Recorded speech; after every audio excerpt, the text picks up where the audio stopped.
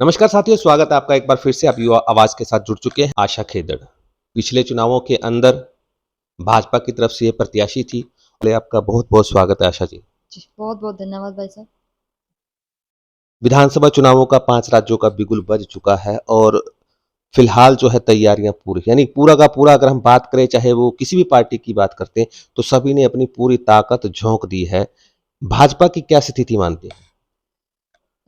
अगर मैं चुनाव की बात करूँ तो जैसे हमारे पड़ोसी राज्य राजस्थान भी उन्हीं राज्यों में से एक है। हम बात करते हैं मध्य प्रदेश, ये सब वो जगह है जहाँ हम पहले से आप देखें भाजपा की स्थिति बहुत मजबूत रही है।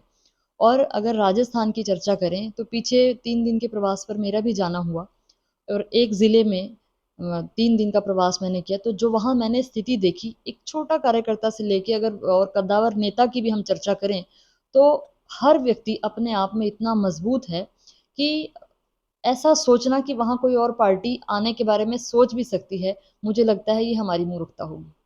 नहीं, एक चर्चा ये भी चल रही है, जैसे वसुंधरा राजे जी जो कि अ, बताया जा रहा है अभी नाराज चल रही हैं पार्टी ने तरफ से, ऐसी सुगबुगाहट है, तो क्या इसमें कुछ सच्चाई है?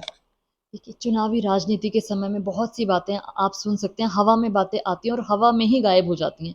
तो ये उनमें से एक उसी चीज़ का एक हिस्सा है। आप देखिएगा जैसे-जैसे चुनाव समापन की ओर होगा, ये सब बातें भी गायब हो जाएँगी। और अब बात करते हैं वो ये 5 विधानसभा चुनाव होने के बाद फिर चर्चा चल पड़ती है, अगर हम अपने लोकसभा की चुनाव की बात करते हैं, और एक ये चर्चा बड़ा जोर पकड़ रही है भी, हरियाणा के चुनाव जो हैं वो विधानसभा के जो हैं वो लोकसभा के साथ ही हो जाएंगे। क्या ऐसा कुछ पार्टी की तैयारियां? ऐसा कोई दिशा निर्देश अब तक हमें नहीं मिला है और ये शीर्ष नेतृत्व का जो भी है, उनका फैसला रहेगा। जैसा हमें आदेश होगा, हम उसी प्रकार से काम में लग जाएँगे। भाजपा का एक ही नारा है कि सूचना के बाद सोचना नहीं होता। तो जैसी सूचना आएगी, हम अपना कार्य शुरू कर देंगे। अभी फिलहाल अगर विधानसभा हरियाणा की स्थिति की बात करते हैं, तो पिछली बार जो एक नारा दिया गया था 75 पार का, तो उसमें काफ़ी बहुत बड़ा एक झटका लगा था जब भाजपा उस आंकड़े को नहीं छू पाई और सरकार बनाने के लिए एक सहयोगी पार्टी के साथ जेजेपी, जो कि चुनाव प्रचार के दौरान लगातार भाजपा के विरोध में रही है, और उनका साथ लेके एक सरकार बनानी पड़ी। सरकार तो चलो जैसे-तैसे चल गई, बन गई, निकल गया, समय निकल गया। अब आगे क्या रहेगा? क्या उनकी ज़रूरत दोबारा पड़ेगी? जैसा मैंने आपसे कहा कि भाजपा का कोई भी फैसला मेरे जैसा आम कार्यकर्ता नहीं लेता, उसमें एक पूरा संगठन है और शीर्ष नेतृत्व तो वहाँ बैठते हैं और वहाँ से जो फैसला होगा, वही आपके बीच भी मेरे साथ और आपके साथ एक साथ साझा सरकार नहीं, करने वाली है। संगठन तो आपकी बात से मैं सहमत हूँ, निर्णय लेगा, लेकिन वो सुझाव तो माँगता है। आप भी एक यहाँ से प्रत्याशी रही हैं, और जो आपके समक्ष थे, वो यहाँ से अब राज्य मंत्री बने हुए। तो अगर गठबंधन में कुछ आता है, तो हो सकता है एक को तो फिर त्याग करना पड़ेगा। भाजपा का कार्यकर्ता त्याग के लिए हमेशा तैयार रहता है और मैंने जैसे कहा आपसे जो संगठन का आदेश होगा, जैसा भाजपा आदेश करेगी, डॉक्टर आशा खेदड़ हमेशा उस आदेश के पीछे चलेगी। ये आपके माध्यम से मैं अपने संगठन को भी और आम जन को भी कहना चाहूँगी। लोगों में पिछली बार एक बहुत ये चर्चा रही थी भी, अगर आशा खेदड़ जीतती हैं, तो कोई ना कोई मंत्री पद को सुशोभित ज़रूर करेंगी। हालाँकि चर्चा अब भी चलती रहती है। तो क्या मानते हैं इस बार जो आप अपना दावा जो है पूरा इस टिकट के ऊपर जोर आजमाइश कर रही हैं? देखिए, ज़ोर आज़माइश नहीं है, लेकिन हाँ, दावा ज़रूर है। जैसे पिछली बार भाजपा संगठन ने, मेरी पार्टी ने मुझ पर यकीन किया और मैदान में यहाँ उतारा था और हमने प्रयास भी किया और बहुत अच्छा वोट बैंक भी हमने प्राप्त किया। आज तक का भाजपा का बहुत अच्छा जो पहला वोट बैंक हमने पाया, वो पिछले 2019 के चुनाव में ही हमने प्राप्त किया है और इस बार मुझे लगता है कि 100% हम ये सीट जीत जाएँगे।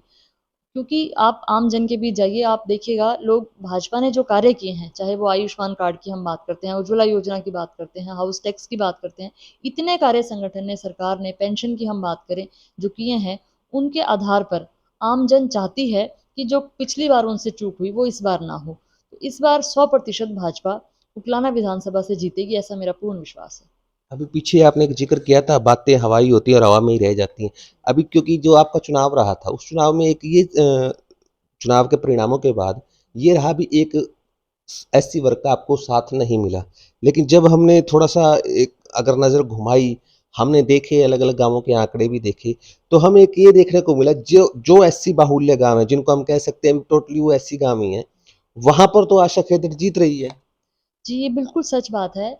जो लोग कहीं विपक्ष में थे या विरोध में थे, हुँ। ये परसेप्शन उनके द्वारा पैदा किया गया और वो सिर्फ़ चुनाव के समय आखिरी के अगर आप देखें कि चुनाव के जो आखिरी के 2 या 3 दिन थे, हुँ। उन 2-3 दिन में वो जो हवा बनी, वो उसका हमें नुकसान हुआ। लेकिन आज जैसा आपने कहा, ऐसे ही आम जन भी ये अपने आप देखते हैं कि जो 3 दिन का प्रभाव ज़रूर रहा, लेकिन आज कहीं न कहीं लोगों को इस बात का दुःख है कि उस कारण कहीं कुछ वोट हमारे जो कन्वर्ट हुए और आप देखें कि सिर्फ़ उसका प्रभाव हमारे चुनाव पे नहीं है, आप देखिए कांग्रेस ने कितना वोट लिया। हुँ। कोई वोट बैंक उनका नहीं था और कहीं न कहीं वो वोट बैंक कन्वर्ट हुआ या और पार्टियाँ थी, वो हुँ। कहीं भी स्टैंड नहीं कर पाई, तो वो वोट बैंक कन्वर्ट होकर जेजेपी के खाते में गया। तो वो नुकसान था और इन मैंने जैसे कहा ये हवाई बातें हैं, 2, 4, 5 दिन इनका प्रभाव रहता है, उसके बाद ये चली जाती हैं। वो अलग बात है कि वो 2-4 दिन का प्रभाव कहीं नुकसान कर गया। नुकसान करके। अब कहते हैं ना आदमी अपनी जो पिछले अनुभव से कुछ न कुछ सीखता है। तो इस बार भी आप चुनावी मैदान में हैं, अपना ज़ोर आज़माइश करेंगी, तो क्या आप उस अनुभव से सीख लेंगी? आपने बिल्कुल सही कहा कि पिछले जो समय है उससे व्यक्ति कुछ ना कुछ सीखता ही है और जिस दिन चुनाव का परिणाम घोषित हुआ मैंने उस दिन भी एक बात कही थी, अगर आपको ध्यान हो या कहीं वीडियो कहीं मिल जाए तो आप देखिएगा। मुझे लगा था कि जो उकलाना विधानसभा के जो ये मेरा एक परिवार ही है हुँ। और अपने परिवार के साथ मेरा जुड़ाव बहुत अच्छा है। ऐसे में कोई भी प्रयास कर ले तो कहीं हम पीछे नहीं रहेंगे। लेकिन मैंने उस दिन एक चीज़ सीखी थी, वो ये मैंने महसूस किया कि कई बार आप सोचते हैं वैसा हुँ। नहीं होता, तो कहीं न कहीं मेरे वहाँ तक उनके बीच में पहुँचने में या अपनी बात उन तक पहुँचाने में या उनके दिलों में अपना स्थान बनाने में कहीं न कहीं कोई कमी रही थी। तो इस पिछले 4 साल के दौरान मैंने प्रयास किया, जो वो कमी रही उस कमी को पूरा किया जाए और जहाँ कहीं थोड़ी-सी भी कमी रही या ज़्यादा रही, उस कमी को, उस दूरी को कम किया जाए या बिल्कुल दूर किया जाए। तो मैंने प्रयास तो किया है, बाकी तो आगे परिणाम बताएँगे। तो दर्शकों ये थे हमारे साथ आशा खेदर जी, जिनके साथ पिछले चुनाव परिणामों को लेकर काफ़ी खुलकर चर्चा हुई और लेकिन सबसे पहले अब ये दोबारा भी चुनावी मैदान में आना चाहते हैं, लेकिन सबसे पहले तो यही है कि पार्टी का निर्णय क्या रहता है और पार्टी के निर्णय के ऊपर ही सभी कुछ जो है वो निर्भर करता है और आशा खेदर जी पूरी आश्वस्त हैं, इस बार भी वो उन्हें ही इस चुनावी मैदान से पार्टी के द्वारा उतारा जाएगा। तो आगे भी इसी प्रकार की अपडेट्स लेकर आपसे मिलते रहेंगे। तब तक के लिए धन्यवाद।